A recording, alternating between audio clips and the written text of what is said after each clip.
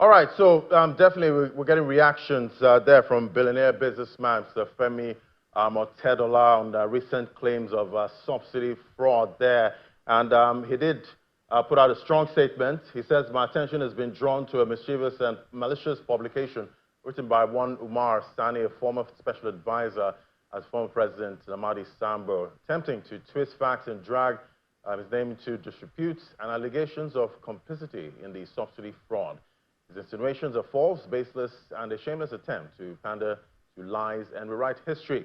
Let me set the record straight for the overall benefit of the discerning public.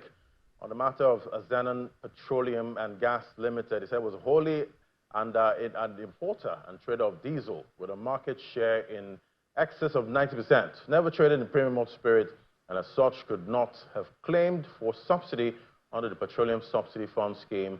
Diesel had been long deregulated even before the adoption of the PSF and did not fall under petroleum products to be claimed under the PSF regime.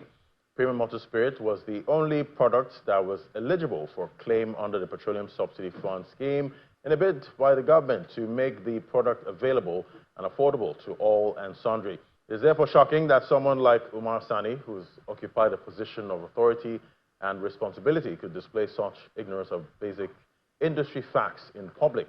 I view this as either mischief and taking advantage of the uneducated public or a blatant display of gross ineptitude. If diesel did not fall under the subsidy regime, how can Umar Sani then accuse Zenon Petroleum and Gas Limited of impropriety under the subsidy regime? I was a member of President Goodluck Jonathan's economic team. I'm the one who first alerted the president of the monumental fraud being perpetrated by economic saboteurs in the PSF scheme. When he called the then Minister of Petroleum, she denied it. My strong determination to stop the economic malaise and bleeding, I called Senator Bukola Saraki and reported the fraud to him. He took it to the floor of the Senate, and from there, the House of Representatives began its investigation. These statements are alive, and my assertions above can be corroborated if necessary. If I was complicit in subsidy theft, would I be the one to raise the alarm and blow the whistle on myself? That alone should question the motive of Umar Sani for his most recent publication on the matter. When it had become public industry knowledge that I was the whistleblower on the subsidy fraud, some of the perpetrators decided to fight back by using the House Committee on the Probe, headed by Honorable Farouk Lawan, who tried to indict me without any basis. As they always say, it's only natural for corruption to fight back. The House Committee on the Subsidy Probe was now being manipulated by the subsidy fraudsters and thereby turning the probe panel into an extortion racket. When the harassment and blackmail became incessant, in my person, I petitioned the authorities and worked with the Department of State Security as a DSS in a sting operation. The money was provided by the DSS, duly marked and handed over to me under security surveillance. I then gave it to Farouk Lawan in line with the sting operation that is on record. To twist that carefully documented operation into an indictment against me is laughable and only exposes the ignorance of Mr. Sani. You may be aware that the Honorable Lawan was subsequently convicted and sentenced to 5 years imprisonment for bribery. The facts are very clear and public. According to the businessman, he implores the President Bola Ahmed Tinubu to release the full Igboje Aigimokwede report on subsidy fraud, as Nigerians deserve to know the truth.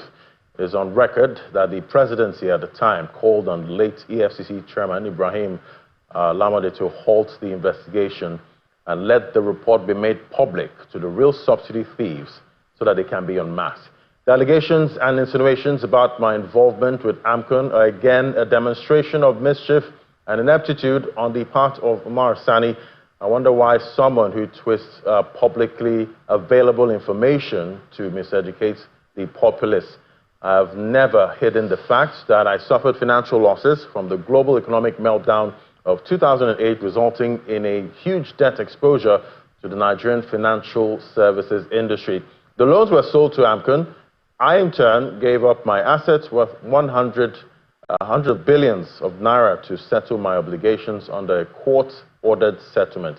It is on record that AMCON itself publicly commended my approach and told other debtors to follow my example.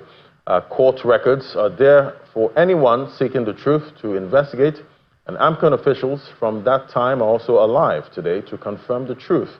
According to the businessman, I even addressed this matter in my book, Making It Big, which was recently published and released to the public. Because of these deliberate lies and unfounded allegations, I'm instructing my lawyers to file a 1 billion naira libel suit against Umar Sani. People must learn that reputations are not to be toyed with for cheap propaganda and to serve as a deterrent for other mischief makers in the future. I will go to every extent that this is achieved. To Mr. Sani and others who peddle these half-baked stories, go and read my book, Making It Big. Study the facts and stop disgracing yourselves with ignorance. That's according to the businessman. I have nothing to hide, and I've always acted in the interests of truth and accountability. Those who benefited from subsidy fraud know themselves. I will not sit back and allow falsehood to be written into history. Strong words there from billionaire businessman Mr. Femi Otedola. They're reacting to allegations of subsidy fraud. Well, we've been taking those stories, and definitely we'll keep updating on that as it happens. Well, to our discussion now, we're moving along to what's playing out in Nigeria's agriculture.